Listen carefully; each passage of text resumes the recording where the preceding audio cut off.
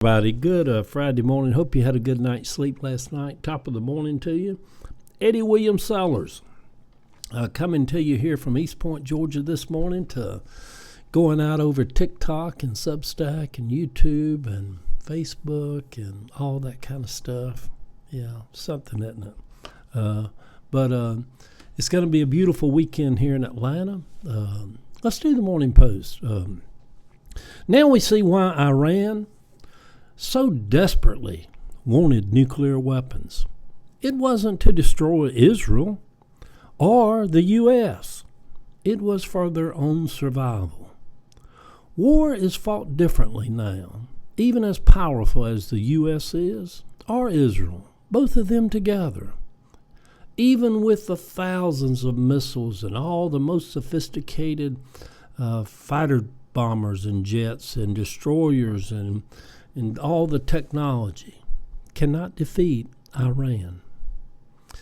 Yet, Iran seems to hold all the cards now.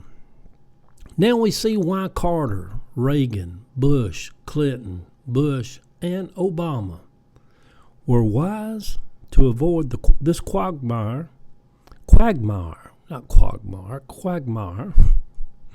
that Trump has led us into. Y'all, he's stupid. That's our biggest problem as a country. We have a stupid president elected by a mass amount of stupid people. And is that a little harsh? But it's the truth, y'all. Sometimes the truth is just bitter and harsh, isn't it? He's stupid. Good heavens. And you'd have to be a little bit stupid to vote for him. It wasn't like he didn't nobody know. He led an insurrection against our country. Yeah, it's goofy, isn't it? Yeah. My brain still can't wrap around this. I very much could understand why people voted for George W. and Reagan. Trump? Seriously? Trump?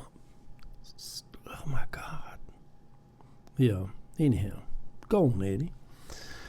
And the great Russia, we've always heard about the great Russia. Oh, we should hide under our school desks. One day Russia might come after us. Russia can't even defeat Ukraine. And the great Russia cannot seem to make any headway against Ukraine. Now countries don't need big destroyers and to spend all their wealth on the military like the U.S. has done. Or have the most supersonic high-speed fighter jets. Just a bunch of low-cost drones will even the playing field out. I shouldn't laugh, but the Strait of Hormuz, a little 20-mile area through there. Now, for 2 months, no boat has been able to go through there because you got a handful of Iranians over on the edge of the shore saying, we got some drones. Come on, we got a drone waiting on you. Got these big old $1 trillion destroyers out there. They're like, oh, them drones will get us. It's crazy the way war has done now. Yeah. Watching the eruption in the Tennessee State House yesterday, where a bunch of Southern white people voted to take away the one Democratic congressional seat in Tennessee of a majority black district, tells us all something. But what? Are we at war? Is this just a new kind of war? Are we fighting differently now instead of like the old Civil War? Has the revolution already started? And many of us around the country just haven't realized it yet. MAGA is the hostile takeover of America. It is more than just like a hostile corporate takeover, but less than muskets charging each other, shooting each other in the face. But I would say America has changed. But I will say America has changed and will never be the same after all of this. But I say change is always good. It's not always fun to go through, But to get to the other side of change is always a good thing. This country has been screwed up for a long time. Well, it's been screwed up from our beginning, if you think about it. Maybe a lot of good will come out of this at some point. I have changed my thinking about Mayor Pete Buttigieg, Secretary of Transportation or whatever he was, Pete Buttigieg. I've been saying that for the last year or so that maybe a woman can't be elected president. Maybe especially a black woman can't be elected president. Maybe the country's not ready for that. And I've been saying that an openly honest homosexual like Pete Buttigieg can't be elected, not in these times. People are so against gay people, against this, against that. I've started to shift my thinking on that. And I believe an openly honest person who lives his life openly can be elected president. Don't underestimate the power of people to open their hearts and see things more deeply than we give them credit for. People who would actually say or believe they would never vote for a homosexual, especially after so many of them, by the millions, voted for a convicted rapist, Donald Trump, a person who's did so much, according to Margaret Taylor Greene, to protect child sex traffickers. After so many of them voted for a person of that character, they're never going to vote for a homosexual anyhow.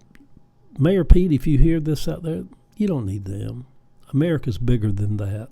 The biggest majority of people in this country are good, decent, kind-hearted, loving people.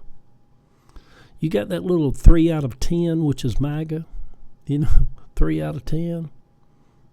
Yeah, you don't need them. Okay,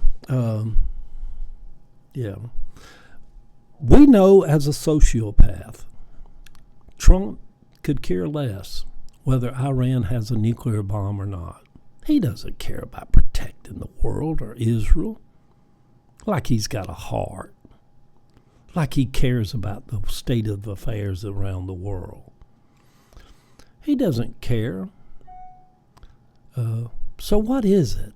Why was he so adamant to drag us into war and conflict with Iran and to tear up the first contract we had with them about them putting off building? Why was he so adamant about it?